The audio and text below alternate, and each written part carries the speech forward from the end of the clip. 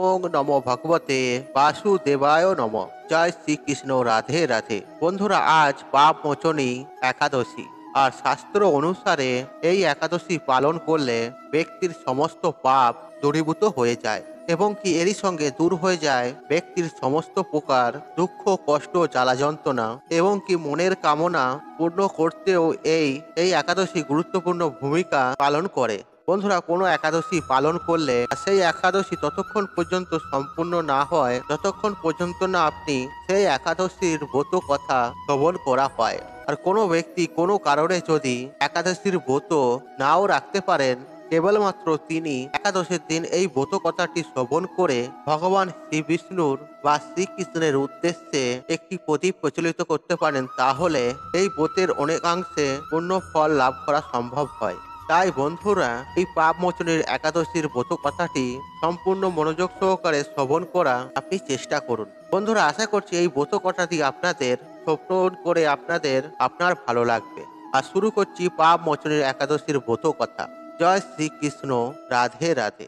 ওং নমো ভগবতে বাসুদেবায় নমঃ। ওং নমো ভগবতে বাসুদেবায় নমঃ। ওং নমো ভগবতে বাসুদেবায় নমঃ। মহারাজ যুধিষ্ঠির শ্রীকৃষ্ণকে বলিলেন, হে জনার্দন, চৈত্র মাসের কৃষ্ণ পক্ষের একাদশীর নাম ও মাহাত্ম্য কৃপা করে আমাকে বলুন। আর ভগবান শ্রীকৃষ্ণ বললেন, হে ধর্মরাজ যুধিষ্ঠির, আপনি ধর্ম বিষয়ে প্রশ্ন করেছেন।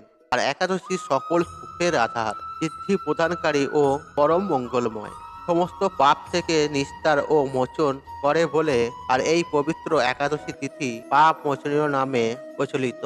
আর রাজা মান্ধাতা একবার নমস্য মুনিকে এই একাদশীর কথা জিজ্ঞাসা করেছিলেন, আর তার বর্ণিত সেই বিচিত্র উপাখ্যানটি আপনার কাছে ব্যাখ্যা করছি। আপনি মনোযোগ দিয়ে তা অবশ্যই শ্রবণ করুন। প্রাচীনকালে অতি মনোরম চৈত্ররথ পুষ্প উদ্যানে মুনিগণ বহু বছর ধরে তপস্যা করতেন। এক সময় মেধাবী নামে এক ঋষিকুমার সেখানে তপস্যা করছিলেন। আর মঞ্জু ঘোষা নামে এক সুন্দরী অপ্সরা তাকে বশীভূত করতে চাইল, কিন্তু ঋষির অভিশাপের ভয়ে সে আশ্রমের 2 মাইল দূরে অবস্থান করলেন। বীণা বাজিয়ে মধুর স্বরে সে গান করতে লাগলো। আর একদিন মঞ্জু ঘোষা মেধাবীকে দেখে কাম বাণে পীড়িতা হয়ে পড়ে। আর এদিকে ঋষি মেধাবীও অপ্সরার অনুপম সৌন্দর্য দেখে তিনি মুক্ত হন। তখন সেই অপ্সরা মুনিকে নানা ভাব ও কটাক্ষ দ্বারা বশীভূত করেন। ক্রমে কাম পরবশ মুনি সাধন ভজন বিসর্জন দিয়ে তার আরাধ্য দেবকে বিস্তৃত হন। আর এইভাবে অপ্সরার সাথে কাম ক্রিয়ায় মনির বহু বছর অতিক্রান্ত হলো। আর মনিকে আচার ভ্রষ্ট দেখে সেই অপ্সরা দ্বীপ লোকে ফিরে যেতে মনস্থ করলো। আর একদিন মঞ্জু ঘোষা মেধাবী মুনিকে বলতে লাগলো, হে প্রভু, এখন আমাকে নিজ গৃহে ফিরে যাওয়ার অনুমতি প্রদান করুন। কিন্তু মনি বললেন, হে সুন্দরী, তুমি তো এখন সন্ধ্যাকালে আমার কাছে এসেছো, আর প্রাতঃকাল পর্যন্ত আমার কাছে থেকে যাও। আর মুনির কথা শুনে অভিশাপ ভয়ে সেই অপ্সরা আরো কয়েক বছর তার সাথে বাস করলো। আর এইভাবে বহু বছর অতিবাহিত হলো।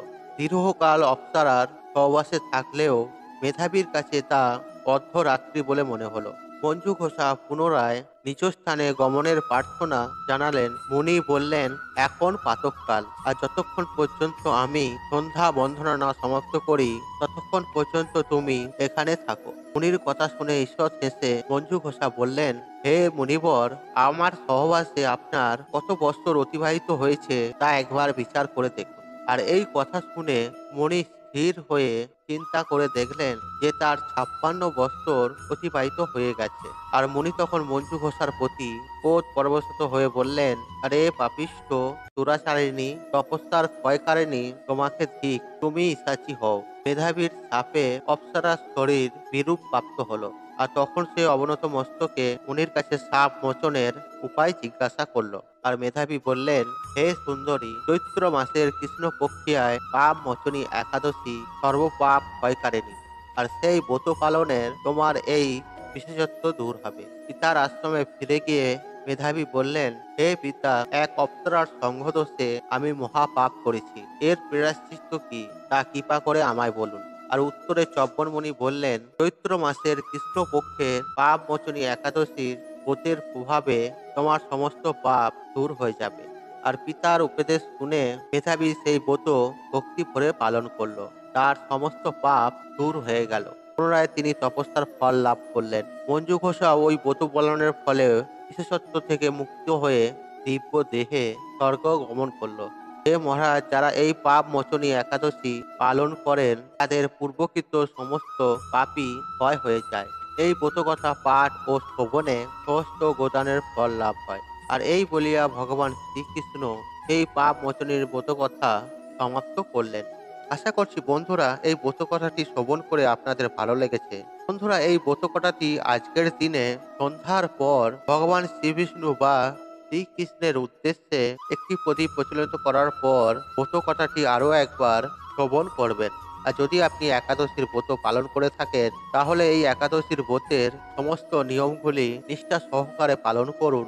আপনার ভক্তি ও ভালোবাসায় নিঃসন্দেহে এই একাদশী পালন করার ফলে আপনার সমস্ত মনের ইচ্ছা পূর্ণ হবে। বন্ধুরা, এর ফলে ভগবান শ্রীকৃষ্ণের আশীর্বাদ আপনার ওপরে থাকবে এবং আপনার পরিবারের ওপরে থাকবে, এবং কি জেনে শুনে বা না জেনে আমাদের মধ্যে কোনো ভুল হয়ে থাকে সেই ভুলের কারণেও আমরা পাপ করে থাকি, সেই পাপও আমাদের ক্ষয় হয় আমরা যদি এই ব্রত কথা মনের প্রাণে বিশ্বাস রেখে যদি শ্রবণ করি। বন্ধুরা, আশা করছি এই ভিডিওটি আপনাদের ভালো লেগেছে। তাহলে ভিডিওতে একটি লাইক করুন, একটি কমেন্ট করুন, একটি শেয়ার করুন এবং বন্ধু বান্ধব আত্মীয়জনদের সাথে শেয়ার অবশ্যই করুন। মনে রাখবেন আপনার একটি শেয়ার অনেক মানুষকে উপকৃত করে তুলতে পারে। আর আপনি যদি আমার চ্যানেলে নতুন হয়ে থাকেন তাহলে চ্যানেলটি অবশ্যই সাবস্ক্রাইব করুন এবং পাশে থাকা নোটিফিকেশন অন রাখুন। কারণ এই রূপ নিত্য নতুন ভিডিও সবার আগে দেখার জন্য ঈশ্বর আপনার মঙ্গল করুক। আপনি সুস্থ থাকুন এবং আপনার দিন মঙ্গলময় হোক। হরে কৃষ্ণ কৃষ্ণ কৃষ্ণ হরে হরে। ওং নমো ভগবতে বাসুদেবায় নমঃ। ওং নমো ভগবতে বাসুদেবায় নমঃ। ওং নমো ভগবতে বাসুদেবায় নমঃ।